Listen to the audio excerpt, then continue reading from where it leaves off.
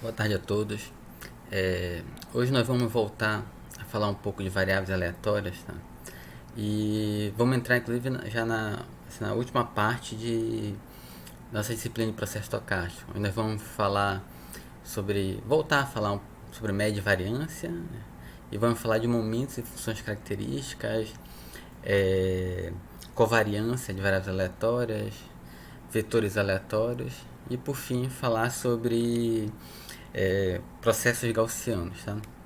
Então essa parte você divide em dois vídeos e após os dois vídeos passar a tarefa final para vocês, tá? Da nossa disciplina. Então nós já falamos, né, já discutimos sobre média e variância, vamos recapitular um pouco aqui. Então a função densidade de probabilidade, a função, tanto a função densidade de probabilidade quanto a função de distribuição de probabilidade, elas são importantes para nós entendermos o comportamento das variáveis aleatórias dos processos aleatórios de modo geral ou dos processos estocásticos de modo geral, né? A partir do mapeamento dos possíveis resultados e quais são aqueles que têm uma maior chance de ocorrerem, né? A partir dessas funções nós podemos montar gráficos e podemos ter várias informações interessantes. Porém, existe um conjunto de outras informações que também são importantes, inclusive nós costumamos usar no dia a dia, que é a média e a variância, que trazem, que condensam, assim, de um modo geral, características sobre as variáveis aleatórias, né? E sobre os processos de um modo geral. Então a média ou o valor esperado aqui a gente está usando como sinônimo, né? Mas lembrando, como já em uma outra aula eu expliquei, né? A média normalmente ela está esse termo está mais associado quando o experimento já foi realizado e a gente calcula qual foi então o valor médio dos resultados. E o valor esperado está mais associado a quando o experimento ainda não foi feito. Nós estamos calculando qual deve ser a média, assim, porque vai ser, sempre vai tender, né, para onde a média vai tender, para qual valor a média vai tender, se eu repetir aquele experimento muitas vezes, né? Então esse é o nosso valor esperado. Mas em muitas situações os dois termos são usados como sinônimo. A gente fala inclusive a média da variável aleatória, a média do processo estocástico, né? É sempre lembrar que existe essa diferença entre os dois, tá? Então a média ou o valor esperado é calculado nesse formato, né? Os possíveis valores da minha variável aleatória vezes as suas probabilidades. Se for o caso discreto, como aqui embaixo, né, eu vou para cada possível valor discreto a probabilidade daquele valor discreto e acumulo, já que eu estou trabalhando no caso discreto. No caso contínuo, lembrando que a probabilidade para um valor exato ele é zero, então eu não posso pensar em calcular no mesmo formato que eu calculo com caso discreto, com a somatória. Então eu tenho que integrar, eu tenho que calcular qual é essa área da função formada entre x e a função densidade. Isso vai me dar o meu valor esperado, que é aquele nosso ponto lá de equilíbrio, né? Então só lembrando, se eu pegar aqui uma função densidade de probabilidade qualquer, vamos que essa aqui seja a minha função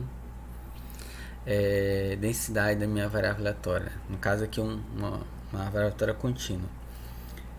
Em um determinado ponto aqui eu vou ter um equilíbrio, né? Então se isso aqui fosse essa área aí fosse peso em cima de um plano, eu tentasse achar um ponto de equilíbrio, esse meu ponto de equilíbrio é que vai ser esse valor esperado ou essa minha média, né? Um exemplo, calcular o valor esperado para uma variável aleatória uniformemente distribuída no intervalo de A a B. Então é pegar o x vezes a função densidade, né? Então a minha variável aleatória é uniforme entre A e B, é aquela que é uma reta, né? Aqui em cima é constante o valor, vou chamar aqui de C. Eu sei que essa área tem que dar 1, para essa área ter que dar 1, então esse meu C, ele vai ter que ser o meu B, vai ter que ser 1 sobre B menos A, né? Então a minha função é 1 sobre B menos A, que é o que está aqui. Então x vezes 1 menos B sobre A, integrado no intervalo, de menos infinito até mais infinito. Como antes do A não tem nada, né? Não tenho nada para integrar antes do A, então eu não tenho nada para integrar depois do B, então eu integro só de A até B. Resolvendo a nossa integral, a gente fica então com A mais B sobre 2. Então A mais B sobre 2 vai ser exatamente um ponto bem aqui no meio, entre o A e B, né? Que vai equilibrar. Então essa função aqui, ela tem uma forma geométrica bem conhecida, né? Em que a gente sabe que o valor, um ponto de equilíbrio dela vai ser partir exatamente na metade essa figura, né? Então esse é meu ponto de equilíbrio, o que bate com o nosso cálculo, nossa forma de realizar os cálculos. E a gente pode aplicar para várias outras variáveis aleatórias, né? Como nós já vimos ao longo da disciplina. Então a variável aleatória exponencial, ela tem um parâmetro lambda, né? Que é aquele parâmetro que é o mesmo do processo de Poisson, né? Quem vai indicar a frequência com que as coisas ocorrem. Então, para calcular, para verificar inclusive que esse lambda lá da relatório de Poisson é o meu valor esperado, a gente pode calcular aplicando a equação, né? Então, x vezes a função exponencial, 1 sobre lambda exponencial de menos lambda, de menos x sobre lambda, né? Então, é o que aparece bem aqui. Nossa variável aleatória exponencial, ela só tem valores positivos, né? A 0 para frente, né? Não tem valores negativos. Então vai integrar de 0 até mais infinito. E resolvendo a nossa integral aqui, lambda é a nossa média. Para a variável aleatória de Poisson, a mesma ideia. Porém, a gente, como ela é um caso discreto, né? A gente vai aplicar o formato discreto. Então, todos os possíveis valores vezes a probabilidade desse valor, de 0 até mais infinito. Resolvendo nesse caso, né, a gente não vai resolver pela integral, vai resolver pelo somatório, vai aparecer uma série infinita, onde essa série a gente consegue mostrar que o valor que o resultado dela é lambda, que é exatamente o valor esperado dessa minha variável aleatória. Para binomial, nós também já falamos, né? Posso calcular o valor esperado, como também é um caso discreto, a binomial, eu vou calcular usando a somatória, k vezes a probabilidade desse k ocorrer. Normalmente cai uma série infinita, em que essa série a gente consegue demonstrar que n vezes p é o valor esperado, né? Onde n é o número de tentativas e p é a probabilidade de sucesso, né? O que também faz sentido se nós pensarmos, né, no processo em si. Então eu vou jogar n vezes, o exemplo lá da moeda, né? Jogar a moeda para cima, moeda não, mas o dado, por exemplo, jogar o dado para cima, se sair o número 1, esse é sucesso para mim, se sair qualquer valor diferente de 1 é fracasso. Então 1/6 é a probabilidade de ter sucesso e 5/6 é a probabilidade de não ter sucesso, né? Consequentemente. Se eu joguei a moeda para cima 100 vezes, né? Desses 100 vezes, cada uma das tentativas é independente uma da outra. E em cada tentativa tem uma chance 1/6 de ser o resultado. Então, dessas 100 tentativas, uma proporção de 1/6 delas deve vir com sucesso e uma proporção 5/6 deve vir com fracasso. Tá? Então, isso que é intuitivo é exatamente o que aparece aqui. A quantidade de tentativas que eu fiz vezes a proporção de vezes em que vai aparecer sucesso, onde essa proporção de vezes vai ser igual à probabilidade, né?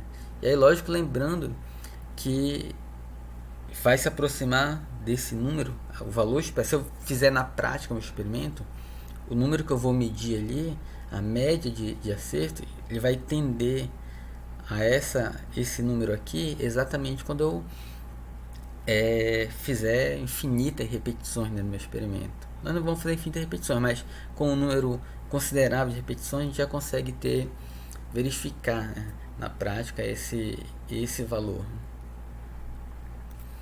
Se a minha variável x for uma variável gaussiana, então a nossa gaussiana ela tem esse formato, né?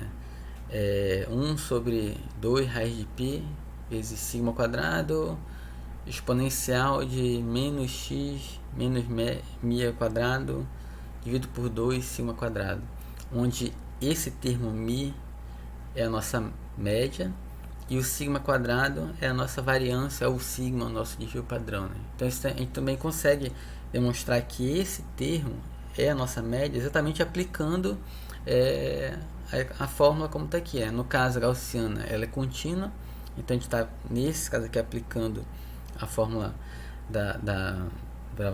do valor esperado contínuo, onde vai ser de menos infinito a mais infinito. A variável gaussiana varia nesse espaço, né, de menos infinito a mais infinito, x vezes a função. Esse termo aqui é constante, ele já saiu da integral, a gente vai trabalhar com o que está aqui dentro. Então, resolvendo essa integral, a gente consegue verificar ao final em que o que vai restar é apenas o meu termo mi. Então esse termo que aparece bem aqui é exatamente a média da nossa gaussiana, né? Que inclusive a gente vai falar depois um pouco mais sobre ela, tá? Se eu tiver uma função que é função de uma variável aleatória, né? Então aqui eu tenho o y, que é função de uma variável aleatória x, eu posso calcular o valor esperado desse y, calculando primeiro a função, densidade dele, e depois aplicando a regra como qualquer variável aleatória. Ou eu posso assim, se eu quero calcular apenas o valor esperado, eu não preciso calcular probabilidades, outros termos desse meu y, que é função de x, eu posso calcular direto o valor esperado. Essa que é a ideia, sem eu precisar calcular a função densidade de y. E a gente pode fazer isso aplicando, já que está aqui, né, substituindo o meu y. Então o valor esperado do y é o y vezes a sua função densidade. Só que quem é o y? O y é a função g de x. Então vou substituir o y pela função g de x e vou aplicar a função densidade de x. Então o resultado dessa expressão é exatamente o mesmo resultado se eu trabalhar em y. Então toda vez que eu quiser calcular o valor esperado de uma função de variável aleatória, eu posso calcular aplicando direto a função no lugar aqui da minha variável aleatória. No caso discreto, a mesma ideia, eu vou aplicar a função, né? E inclusive a gente pode utilizando esse entendimento de uma forma como um operador, né? Então toda vez que eu tiver aqui o valor, esse operador, valor esperado de y, eu sei que esse operador, valor esperado de y, ele é o que? Ele é y, ele é integral de menos infinito a mais infinito, y f de y, né? Então eu sei que ele é isso. Se for o caso discreto, é somatória, né, de y para cada probabilidade de y. Se eu sei que esse y é uma função, eu posso fazer essa substituição da função aqui mesmo no meu valor esperado, nesse meu operador. Então, o que é y? Y é g de x. Quem é x? Então, no exemplo aqui, x vai ser... Quem é g de x? G de x é x ao quadrado. Então, eu posso substituir aqui. E aqui, nesse momento, inclusive, continuar trabalhando. Então, se meu g de x fosse, por exemplo, 2x, né? Então meu y é 2 vezes o x. Então quando eu chegar bem aqui, iria aparecer em vez de x quadrado 2x, o meu 2 é constante, ele pode sair, eu ficaria apenas com o valor esperado de x, né? 2 vezes o valor esperado de x, né? Então a gente pode estar trabalhando essa questão da função aqui dentro do operador valor esperado, né? E a partir daí tá desenvolvendo. Então nesse caso aqui do exemplo, eu coloco que x é uma variável aleatória de Poisson e quer determinar o valor esperado do y, onde quem é o y? É x ao quadrado. Então meu y, o valor esperado do y é o valor esperado do x ao quadrado. O valor esperado do x ao quadrado, como a gente vai resolver? A gente vai pegar, então, o valor esperado, eu sei que meu x é Poisson, então é um caso discreto, né? Então, o valor esperado aqui no caso discreto, eu não estou calculando o valor esperado de x, estou calculando o valor esperado da função x quadrada. Então, eu pego a função quadrada, né? X quadrada, que eu estou usando o k como variável, vezes as probabilidades para esse k. Então, a gente apenas troca o termo aqui, né? A função x quadrado, ela aparece aqui. E a partir daí a gente desenvolve nosso cálculo, né? Então, a partir daqui para frente é cálculo, né? Não entra mais a interpretação parte de probabilidade. Então, nesse caso aqui, nós temos como resultado que o valor esperado para a variável aleatória que é formada pelo quadrado de uma variável aleatória de Poisson é dado pelo lambda ao quadrado mais lambda. Então esse vai ser o nosso valor esperado para essa variável aleatória. Em geral, quando nós temos funções nesse formato x elevado a k, então aqui é x elevado ao quadrado, né? A gente diz que esse é o késimo momento da variável aleatória x. Então, x elevado ao quadrado é o segundo momento da minha variável aleatória x, né? Então, eu tenho o valor esperado de x, né, que é o primeiro momento da minha variável aleatória x. Eu tenho x quadrado, é o segundo momento da minha variável aleatória x. Eu posso ter x a terceira, que vai ser o meu terceiro momento da variável aleatória x, e assim por diante. Então, para uma variável aleatória de Poisson, esse resultado, lambda ao quadrado mais lambda, ele é o segundo momento da variável aleatória, dessa variável aleatória de Poisson, onde eu calculo pegando a variável aleatória, elevando ao quadrado e depois calculando o valor esperado. Por que são importantes esses momentos, em especial esse segundo momento? O segundo momento ele é usado quando a gente quer calcular o valor, quando a gente quer calcular a variância, né?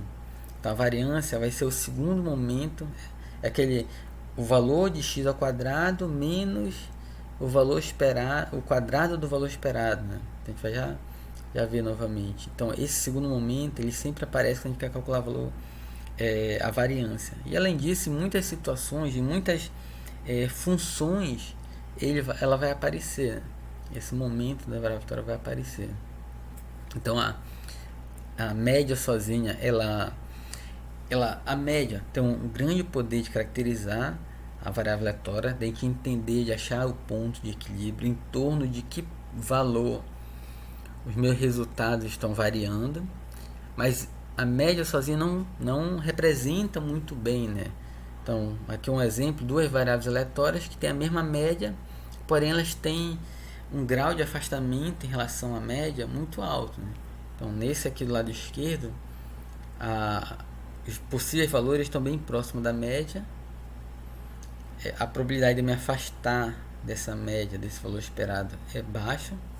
E aqui é um outro exemplo em que eu tenho uma grande chance de me afastar desse valor esperado.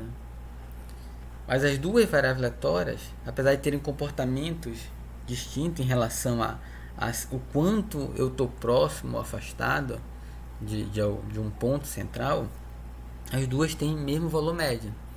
Então eu preciso de uma outra medida que vai me indicar isso, quanto eu estou me afastando desse ponto central, que é a variância, né?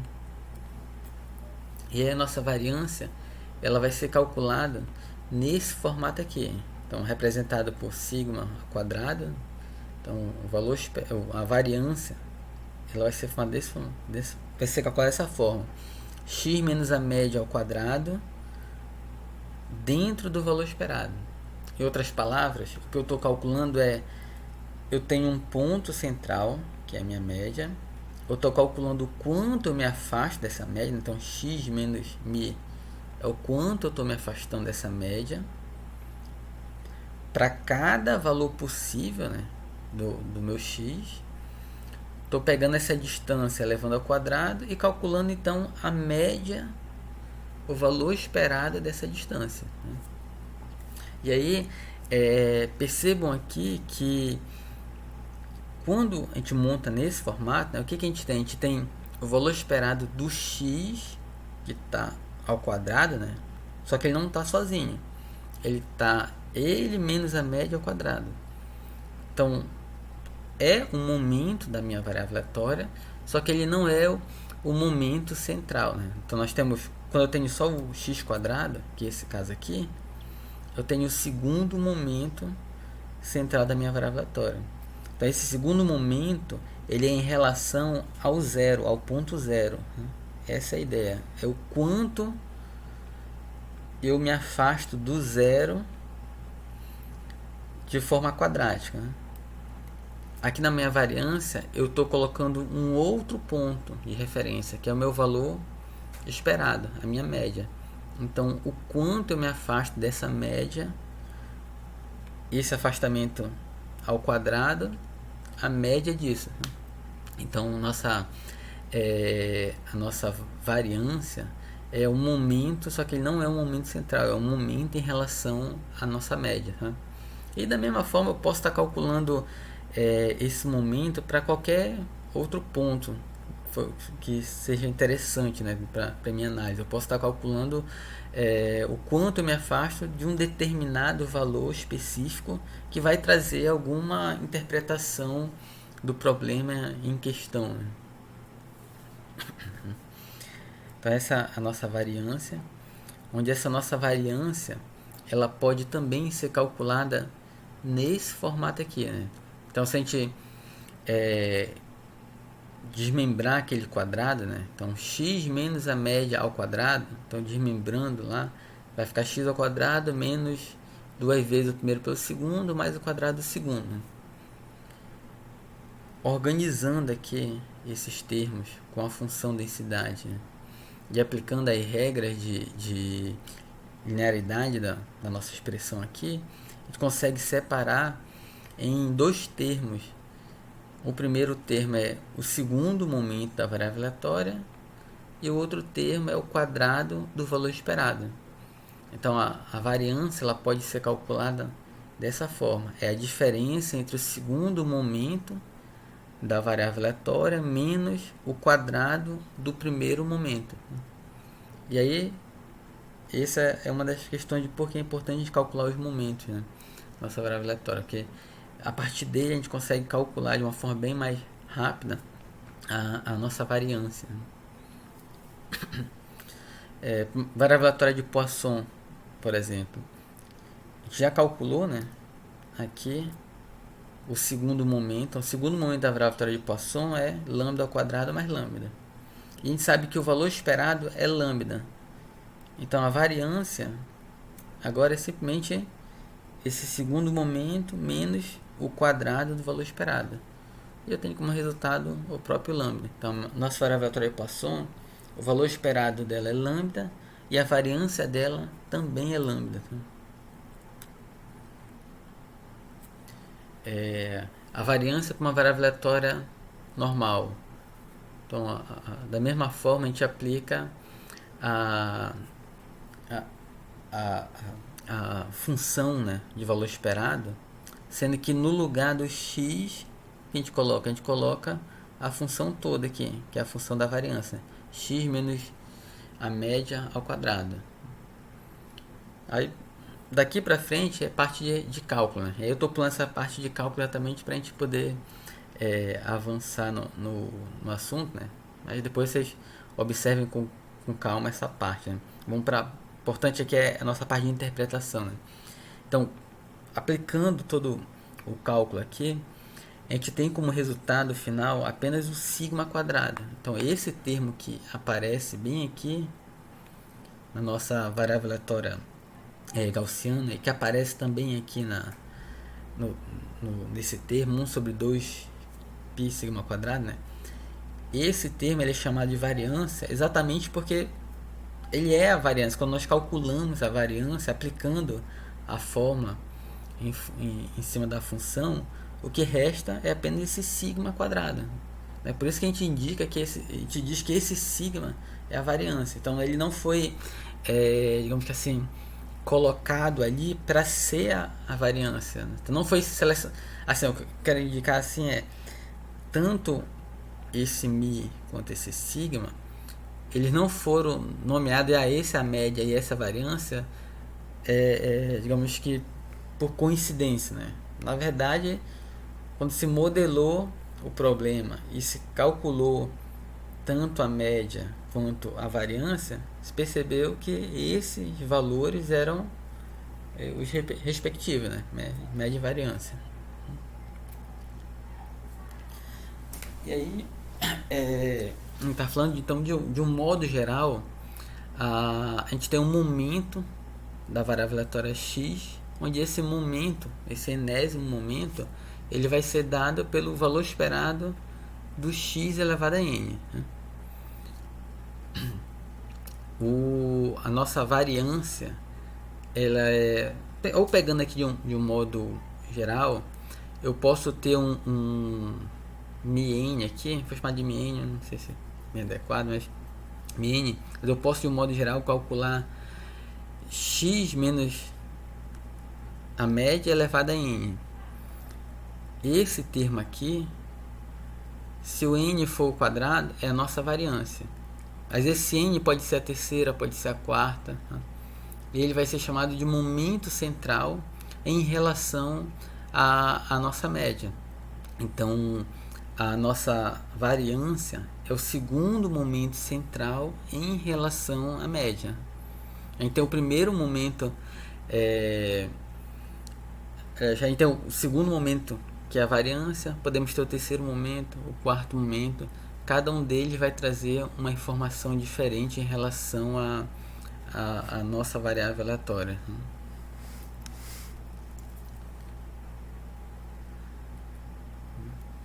E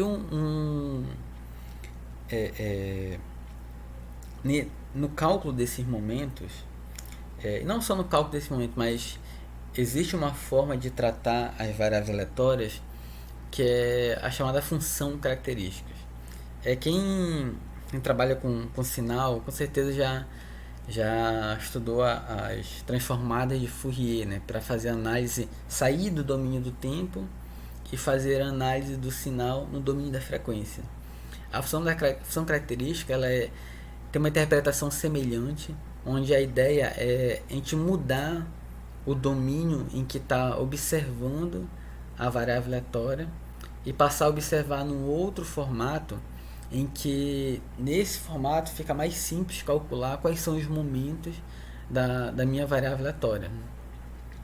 Então, a função característica é a gente aplicar o semelhante, assim, eu vou chamar assim, um análogo a transformada de Fourier na nossa função densidade e probabilidade. Então, a gente tem a minha função densidade e probabilidade, então a variável aleatória, e em cima dessa função eu aplico o cálculo de menos infinito a mais infinito, exponencial de j x ômega dx, né? Então lá em transformada de Fourier, a diferença é que é negativo, né? Exponencial de menos j x ômega. Mas mesmo não tendo negativo aqui, a gente pode ainda utilizar a mesma tabela de Fourier para fazer o cálculo. Então, uma das vantagens, né, de utilizar a função característica é que a gente pode, como a transformada de Fourier é muito bem tratada, nós podemos utilizar as tabelas, utilizar tudo que nós já sabemos transformada de Fourier para estar analisando a função nesse domínio do ômega. E aí a nossa função característica vai ser então essa transformação, que também pode ter no caso discreto, e no caso a minha integral vai mudar para para somatória. Aqui alguns exemplos. Então, a função característica para variável aleatória de Poisson. Então, como é um caso discreto, a gente vai aplicar aqui o caso discreto, né? A somatória dos possíveis valores de 0 até infinito, exponencial de j, k, ômega, e a função exponencial, a função Poisson, né? Exponencial de menos lambda, lambda k sobre k fatorial. Organizando, a gente tem aqui uma somatória infinita, que essa somatória infinita a gente consegue mostrar que ela tende a esse formato aqui, né? Exponencial de lambda vezes exponencial de j ômega menos 1. Para nossa binomial, então também é um caso discreto, a binomial variando de 0 até n, os seus valores, a densidade da binomial vezes exponencial de j, k, ômega, né? De novo, nesse caso vai aparecer uma somatória, essa somatória vai organizando, a gente chega nesse formato aqui, p exponencial de j ômega mais q, tudo isso elevado a n. Para cada variável aleatória, a gente vai ter essa função característica, e aí naquela ideia, né, que a gente já conversou, em que eu preciso entender, né, eu preciso interpretar, saber interpretar a variável aleatória, eu preciso entender como eu calculo, eu preciso, se for necessário, saber como montar, por exemplo, uma binomial, uma Poisson, mas em geral a gente vai estar trabalhando tendo o auxílio de algum material, né? Então não preciso, digamos assim, decorar as equações, né, as fórmulas, nominal, Poisson, exponencial, e nem preciso sempre estar desenvolvendo tudo, né? Como preciso trabalhar com exponencial, não vou lá do início tentar montar toda a função. A ideia é que a gente vai ter auxílio. Então, da mesma forma aqui, quando eu precisar trabalhar com funções características, eu vou ter esses resultados, eles já vão estar lá disponíveis no livro. Então, a ideia é que a gente saiba como utilizar, né?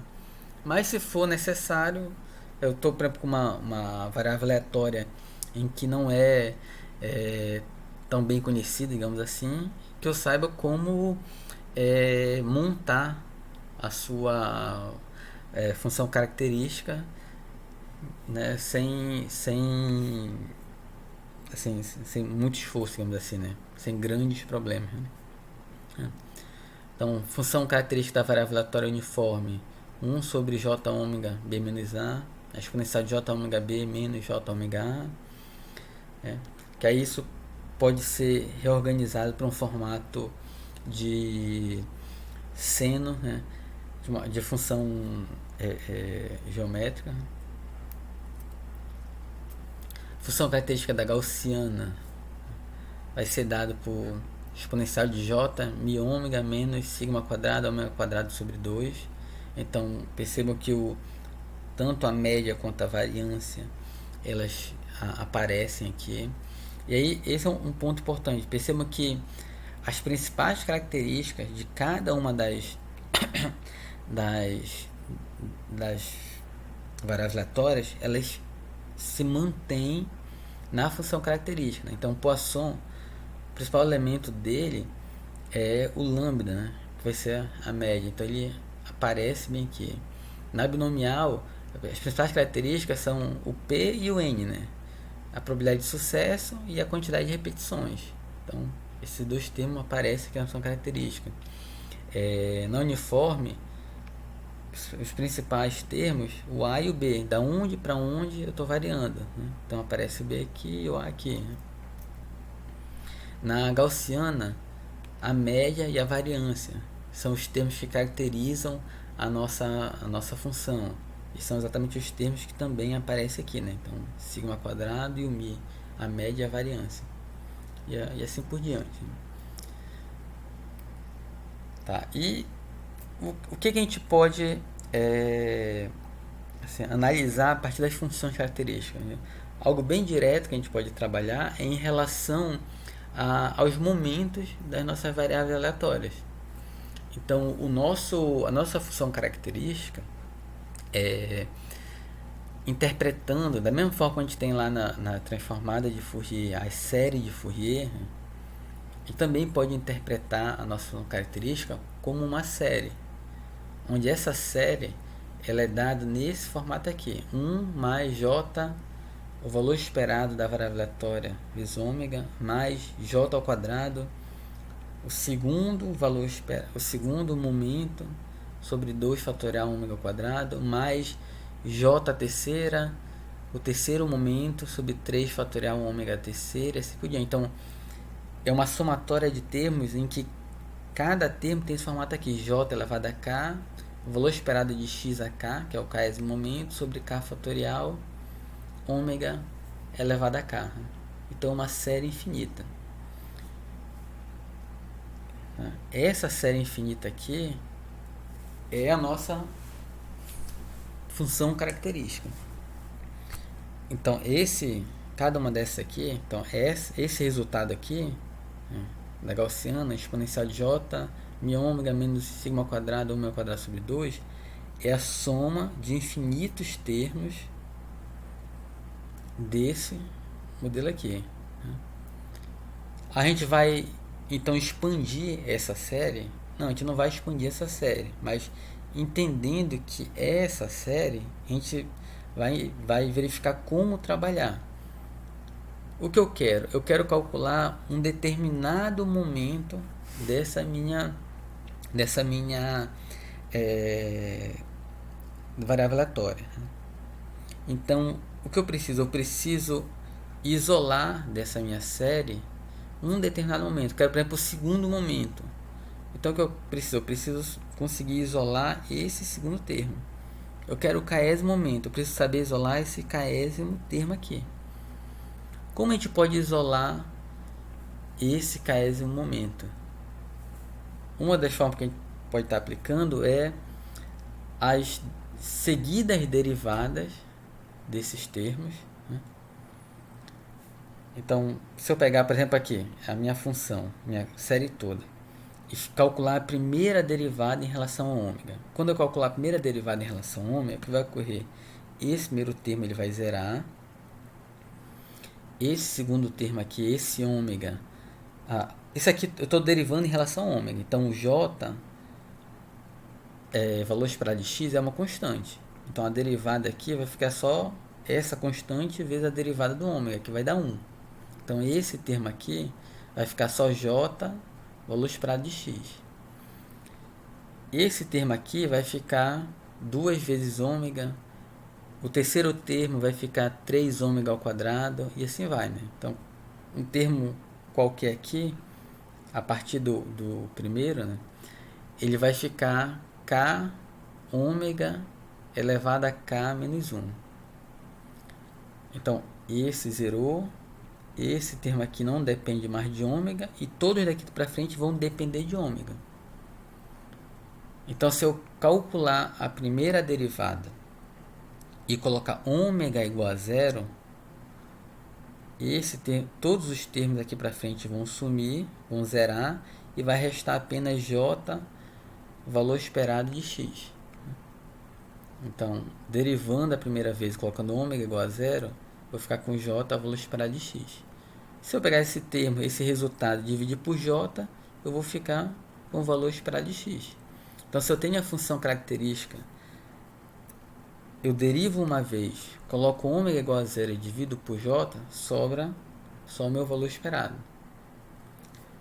Se eu derivar uma segunda vez, esse termo zera.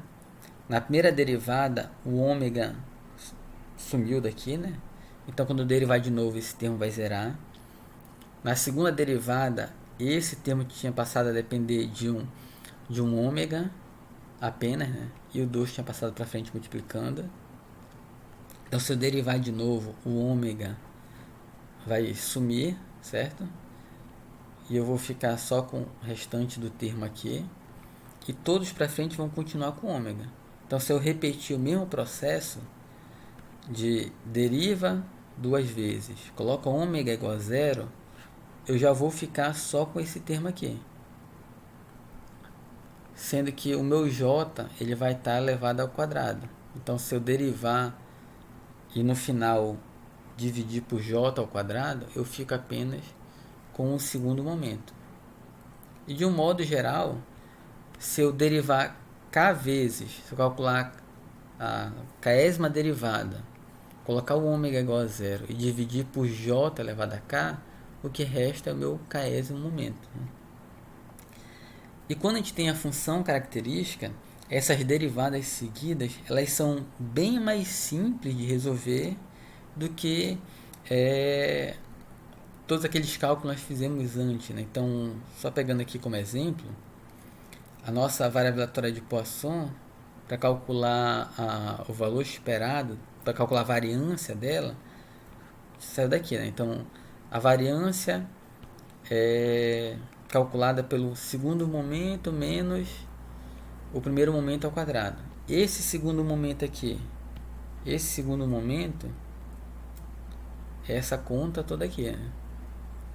Essa conta toda que envolve algumas séries infinitas é para calcular o segundo momento do valor do meu Poisson. Além disso, eu preciso calcular o primeiro momento, né, que é a média. Então, essa parte bem aqui, que também envolve algumas séries infinitas, foi só para a gente calcular a média. Então, para eu calcular a variância, primeiro calculo a média, que é essa parte. Depois calculo o segundo momento, que é essa parte toda. E por fim, faço a subtração dos dois. E eu tenho a variância. Com a função característica, então, a nossa função característica é essa daqui. Exponencial de lambda, exponencial de j ômega menos 1. Né? Então, pega essa função, deriva uma vez. Aí a derivada é processamento simples, né? Então, a derivada exponencial é ela mesma, só que aqui em cima tem uma função, aplica a regra da cadeia, né? Então, é ela mesma vezes a derivada que está aqui em cima, né? Então, é ela mesma vezes a derivada que está lá em cima. Aí eu tenho esse termo aqui. Coloca agora ômega igual a zero. Quando eu colocar ômega igual a zero, esse termo aqui vai passar a ser 1. Esse termo aqui também vai passar a ser 1, certo? Esses dois aqui vão também passar a ser um único termo. Então, no final, fazendo essa derivada e depois substituição por ômega igual a zero, o que eu vou ter como resultado é lambda, né? Que é exatamente a média, né? É o primeiro momento na nossa variável aleatória de Poisson. Então, a gente acha esse valor médio aplicando uma derivada e substituindo valores, né? Então, vai restar o meu lambda. Eu quero agora o segundo momento. Pega esse primeiro resultado, deriva de novo. Eu vou precisar aplicar aqui uma regra da cadeia, mas também não aliás, uma regra do produto e regras da cadeia, mas também não são processos complicados, né? Derivadas, vai ficar esse termo. Todos os ômegas substitui por zero. Fazendo todas as substituições por zero, vou ficar com vários uns e vou ficar com esse termo aqui, né? E depois, feita as divisões pelo j quadrado, vai me restar apenas lambda ao quadrado mais lambda. Se eu quiser calcular a variância, então esse segundo momento menos o primeiro momento aqui, né? Então perceba que aqui em poucas linhas, fazendo poucas operações, a gente consegue calcular o valor esperado, o segundo momento e a variância da minha variável aleatória de Poisson. E o mesmo pode ser aplicado para binomial, para exponencial, para gaussiano e várias outras, tá? E por último, a gente encerrar essa parte, existe uma desigualdade chamada desigualdade Chebyshev, onde ela mostra que quando eu calculo em torno da média uma variação, então assim, eu tenho aqui a média e vou abrir um espaço aqui, a média menos um epsilon e a média mais epsilon, então abrir aqui um intervalo, né? Espaço, um intervalo. A probabilidade de eu cair nesse intervalo é menor do que a minha variância dividida pelo quadrado desse intervalo. E na prática, o que isso indica? O que é interessante isso na prática? Interessante é que quando a gente está trabalhando com funções em que eu tenho a variância de desvio padrão, a gente pode estar calculando, estimando essas probabilidades em função de intervalos em cima da nossa variância, ou na verdade, nosso desvio padrão. Né? Então, um exemplo, eu tenho uma gaussiana com média 0 e desvio padrão 1, né? Que é a nossa normal. Eu quero saber qual é a probabilidade de eu estar no intervalo, eu cair no intervalo em torno da média, em que é 3 vezes esse meu desvio padrão. Então esse meu intervalo em torno da média, eu sei que ele vai ser de no máximo 1 sobre 3 ao quadrado, que vai dar o 0,0027 aqui. Então é uma forma de a gente estar aproximando, digamos assim, nossos resultados sem precisar muito esforço, sem precisar eu resolver muitas integrais ou muitas séries infinitas, né? Então ele é um limitador, essa é a ideia. Então eu tenho x menos a minha média e eu quero esse intervalo em torno de k sigma. Então eu sei que a minha probabilidade no máximo vai ser 1 sobre esse k ao quadrado. Essa é a nossa desigualdade de Chebyshev, tá? Ela é muito, em relação à gaussiana, ela é muito aplicada porque o valor se aproxima muito. Tá? Então, toda vez que eu quiser verificar uma gaussiana, a gente pensa na gaussiana de uma forma assim prática no dia a dia em relação a valores do desvio padrão. Se eu me afastar um desvio padrão da média, se eu me afastar 2 desvios padrões da média, 3 desvios padrões da média, então quais são essas probabilidades? Essas probabilidades elas são quase tabeladas. Consegui estar passando. Vou mudar aqui de slide.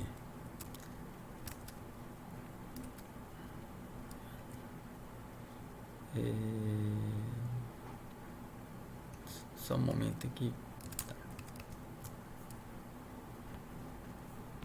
Tá. Retornando aqui, então, voltando ao mesmo assunto, momento e função característica conjunta. Momento e função característica, agora pensando de uma forma conjunta. Até agora a gente estava falando para uma variável aleatória. Né?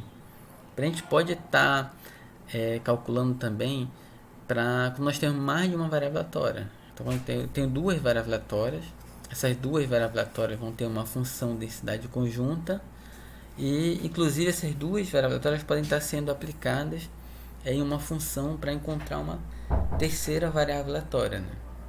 Então, nessa situação, nós podemos estar calculando os momentos dessa terceira variável aleatória. O primeiro momento, a média dessa variável aleatória. Eu posso estar calculando a variância também dessa nova variável aleatória, né, os momentos. E podemos estar calculando pensando de forma conjunta, que nós chamamos de covariância e coeficiente de correlação, são medidas que vão nos indicar o quanto as 2 variáveis aleatórias estão associadas entre si. Tá? Então, analisando aqui, então, nós temos 2 variáveis aleatórias x e y. Essas 2 variáveis aleatórias são colocadas numa função para gerar uma terceira variável aleatória, que é o z. Eu quero calcular o primeiro momento dessa variável aleatória z, ou o valor médio desse meu z, né? O valor esperado desse meu z. Então, a nossa regra, né, de valor esperado, a integral de menos infinito a mais infinito, a variável vezes a sua função. Quem é o z? O z é a função gxy. Então, vou trocar o z pela função gxy. E meu fz pela conjunta das 2 variáveis aleatórias. Então eu posso estar calculando diretamente o valor esperado desse z a partir da minha função densidade conjunta, né? Tanto no caso contínuo, como está aqui, quanto no caso discreto, onde o que vai mudar é que no caso discreto eu vou calcular pelas somatórias, né, e não pelas integrais. E uma vez que esse nosso operador valor esperado ele é linear, no nosso caso discreto, a gente pode estar invertendo a ordem de como aplicar. Basicamente, quando eu tenho uma função, se eu tenho uma função que é a soma de vários termos lineares, ou seja, cada termo é a soma de eu tenho a soma de vários termos, né? E cada termo tem uma constante associada, a gente pode inverter a ordem. Eu posso fazer o valor esperado de cada termo primeiro, né? E depois somar tudo, né? A regra de linearidade, né? Então, calculando o momento, né? Calculando o primeiro momento de uma variável aleatória que é a função de outras duas. Outra medida importante é chamada covariância. Então, eu sei, eu tenho duas variáveis aleatórias, essas duas eu combino uma função para encontrar uma terceira. Mas essas duas originais aqui, sem pensar nessa terceira, eu quero saber o quanto elas variam e o quanto elas estão relacionadas entre si. Então, a nossa variância lá, quando a gente tem uma única variável aleatória, né? Aqui mesmo nesse desenho. Então eu tenho aqui um ponto central e a nossa variância ela vai estar medindo aqui, né? Na média, o quanto eu me afasto para um lado e para outro. Então, em relação a um valor central aqui, o quanto eu me afasto. Quando eu tenho duas variáveis aleatórias, o que ocorre? Ocorre que a gente tem não mais o eixo real para trabalhar, para ter os valores, né? Eu tenho agora o plano real, né? Então, os meus possíveis valores eles vão estar aqui no plano. E eu posso pegar então um ponto aqui, onde esse ponto vai ser o ponto média da variável aleatória x e média da variável aleatória y. Então, se eu olhar só para a variável aleatória x, ela vai ter uma média e vai ter uma variância. Se eu olhar só para o y, ele vai ter uma média e vai ter uma variância.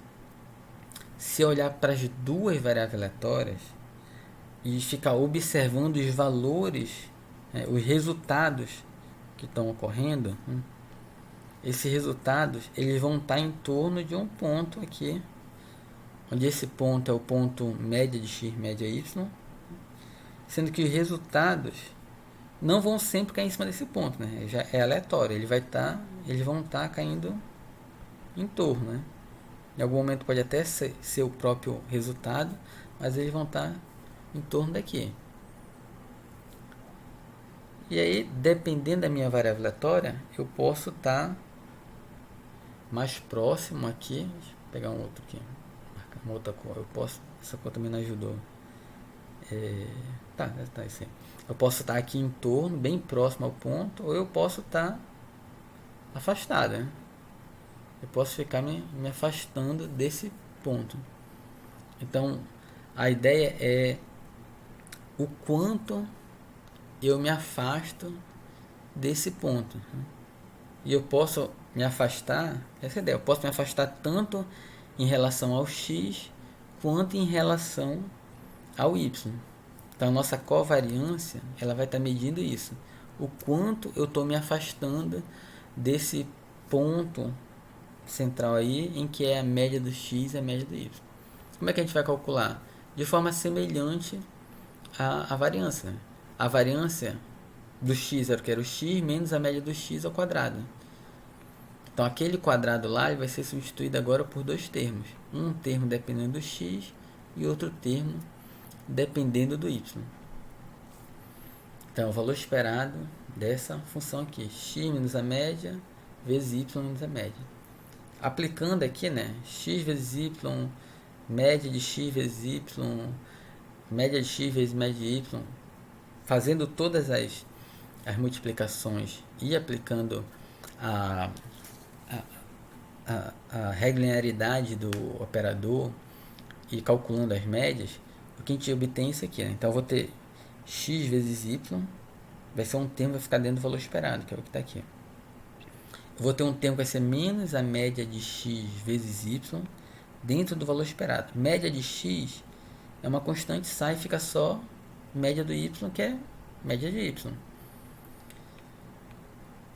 Quando eu fizer x vezes menos média de y, a mesma ideia, média de y é uma constante, sai, vai ficar só média de x, que vai ficar média de x vezes média de y.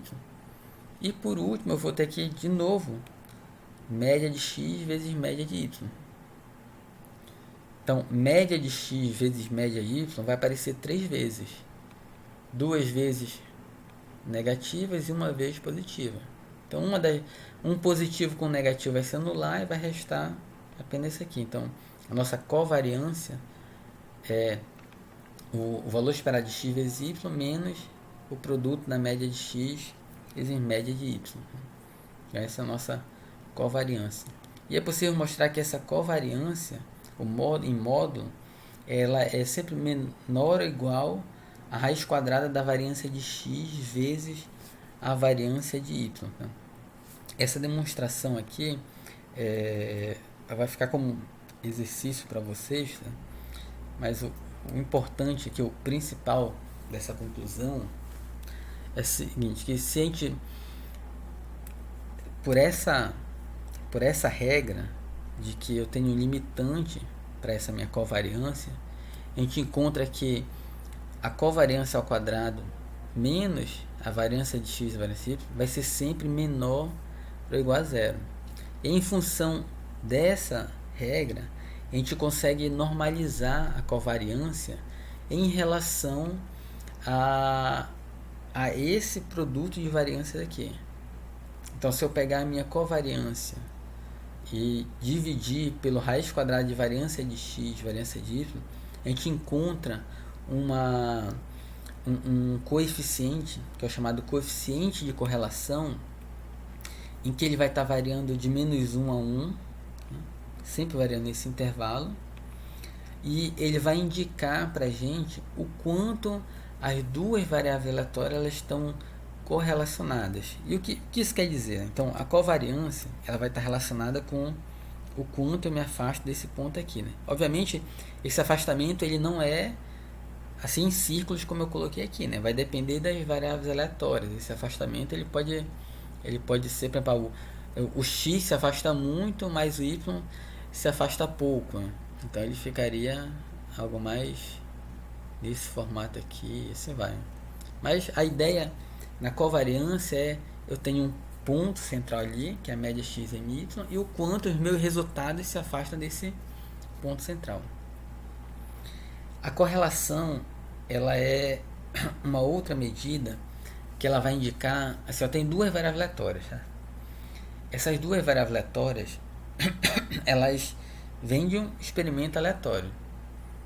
E nesse meu experimento aleatório, dependendo do que é esse meu experimento aleatório, essas minhas variáveis aleatórias podem ou não ser independentes e pode ou não existir alguma relação entre elas. Eu posso, por exemplo, ter uma situação em que eu tenho aqui os possíveis resultados de x, tenho aqui os possíveis resultados do y. Saiu um valor para x aqui, aí eu sorteio o outro. Quando eu sorteio o outro, o x cresceu, o y também estava aqui, e quando eu sorteei, se o x cresceu, o y também cresceu.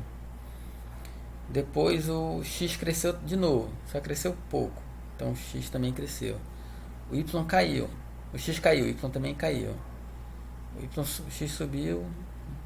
Então assim, eu posso ter situação em que o que ocorre com uma variável aleatória também ocorre com a outra. Isso é a correlação. Então, se uma cresce, a outra também cresce. Se elas crescem sempre em mesma proporção, o x dobrou de valor, o y também dobrou de valor. O x caiu em um terço, o y também caiu em um terço. Então, se o que ocorre com uma também ocorre com a outra, e inclusive mantém as proporções, a gente tem a correlação máxima, que é a correlação de 1. Exatamente o que ocorre com uma está ocorrendo com a outra. Eu posso ter a situação em que é o inverso. Quando uma cresce, a outra cai. Quando uma cai, a outra cresce, né? Nessa situação, a gente tem as correlações negativas. Então, o que ocorre com uma, ocorre o contrário com a outra. Mas se é em mesma proporção, uma cresceu o dobro, a outra caiu o dobro, caiu 2 vezes, né? A gente tem a correlação máxima negativa, que é -1. E tem situações em que as coisas tendem, né, a se comportarem de forma semelhante, só que em proporções que não são sempre a mesma, né? Uma cresce, a outra cresce, mas cresce pouco. Uma cresce, a outra se mantém. Uma cai, a outra cai pouco. Ou uma caiu pouco, a primeira caiu pouco, a outra caiu muito. Enfim, mas quando tem ali uma certa relação, mas não se mantém essa proporcionalidade, eu vou tendo valores que vão se afastando do 1 e do -1. E eu posso ter situações onde não tem relação nenhuma. O que ocorre com uma não me dá nenhuma pista, digamos assim, do que ocorre com a outra. As coisas são totalmente descorrelacionadas. Uma cresce, em um momento uma cresce e a outra cresce também. Depois a outra cresce e essa cai. Depois a outra cai e essa se mantém constante. Aquela cresceu e aqui se manteve constante.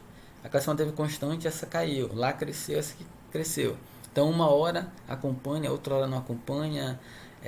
A gente não consegue perceber um comportamento padrão entre as duas. O que ocorre com uma vai indicar o que ocorre com a outra. Então elas são descorrelacionadas. E aí quando isso ocorre, a gente tem que o valor, o coeficiente de correlação, ele tende a zero, né?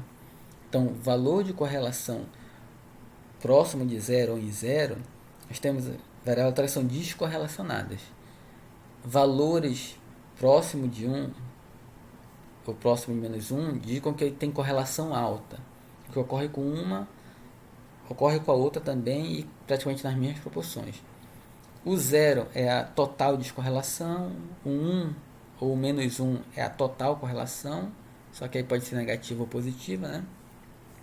E na prática, a gente entende que as variáveis aleatórias elas têm alta correlação quando elas têm coeficiente de correlação acima de 0,7, então de 0,7 até 1 ou de -0,7 até -1, são correlações consideradas altas em que a gente indica que eu posso observar o comportamento de uma variável aleatória a partir do comportamento da outra, né? Eu tenho evidência, a partir de uma eu vou ter evidências de outra, né? E aí uma consideração aqui é que quando as nossas variáveis aleatórias elas são independentes, né? Então, se as nossas variáveis aleatórias forem independentes, esse termo aqui ele vai ser zerado, né? Então, aliás, eu vou ter isso aqui, eu vou ter o valor esperado de x e y vai ser igual ao valor esperado de x e ao valor esperado de y. E aí com isso, a nossa correlação vai ser zero, então nós vamos ter descorrelação. Então se eu tenho independência entre variáveis aleatórias, eu tenho descorrelação de variáveis aleatórias. Só que a recíproca não é verdadeira, ou seja, se as nossas variáveis aleatórias forem descorrelacionadas, isso não indica que as variáveis aleatórias são independentes, né? Então, descorrelação não implica em independência. Independência implica em descorrelação.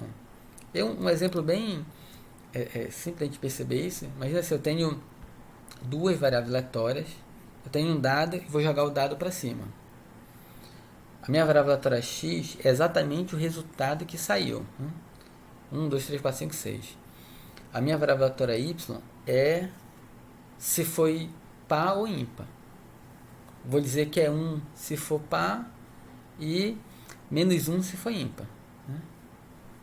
Então, digamos que saiu o valor 1, depois saiu o valor 4, depois o 3, depois o 5, depois saiu o 4, saiu 2, saiu 2, saiu 6, né?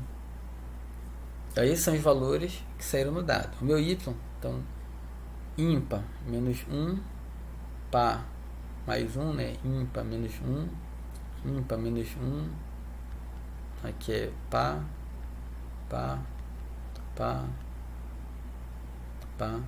Então essa é a minha sequência, menos 1, mais 1, menos 1, menos 1, mais 1, mais 1, mais 1, mais 1. Então perceba que aqui era 1 e pulou para 4, cresceu, né? Aqui era menos 1, foi para mais 1, cresceu também. Não na mesma proporção, mas cresceu. Do 4 foi para o 3, caiu. Do mais 1 foi para menos 1, caiu. Então até agora está acompanhando. Do 3 foi para o 5, cresceu. Aqui não cresceu, se manteve. Era menos 1, foi menos 1, se manteve. Do 5 para o 4 caiu. Do menos 1 para o mais 1 cresceu, né? Então antes acompanhou, agora está fazendo o contrário. Do 4 para o 2 caiu, aqui se manteve. Do 2 para o 2 se manteve, também se manteve. Do 2 para o 6 cresceu bastante, aqui se manteve. Então perceba que tem hora que se mantém e tem hora que não se mantenha um padrão, né? Então as duas variatórias, elas são descorrelacionadas. O que ocorre com uma, eu não tenho como dizer o que vai ocorrer com a outra em relação a o valor crescer ou subir, né? Perceba assim, se eu olhar o valor, olha, a 4, eu sei que aqui vai ser mais 1. 3, eu sei que aqui vai ser menos 1. Mas a gente está falando em relação não aos valores que ocorreram, mas o comportamento. Aqui era um valor e cresceu. Aqui era um valor, caiu. Aqui era um valor, cresceu. Então é o comportamento, né? Então esse comportamento ele não é seguido aqui. Então eu consigo, a partir de uma, saber o valor da outra, porque elas são dependentes entre si, certo? Então o meu y depende do que ocorre no x, né? Se o meu x é um número ímpar, menos 1 para o y. Se o meu x é um número par, mais 1 para o y. Então tem uma dependência direta aí de uma com a outra, certo? Mas não tem correlação entre elas, são descorrelacionadas, né? Então descorrelação não implica em independência, mas independência vai sim implicar em correlação, né? Então essa é já quase nossa parte final de variáveis aleatórias, né? Nossa próxima aula, nosso próximo vídeo de variável aleatória vai ser em relação a vetores aleatórios, que não vai ser quase um resumo, uma sistematização do que nós estamos tratando até aqui, né? E depois nossa parte final vai ser analisar processos gaussianos, onde nós também vamos falar um pouco nós estamos tratando aqui de covariância, variáveis aleatórias conjuntas, média, variância, e assim por diante, né? Então até nosso próximo vídeo. Obrigado aí pela paciência.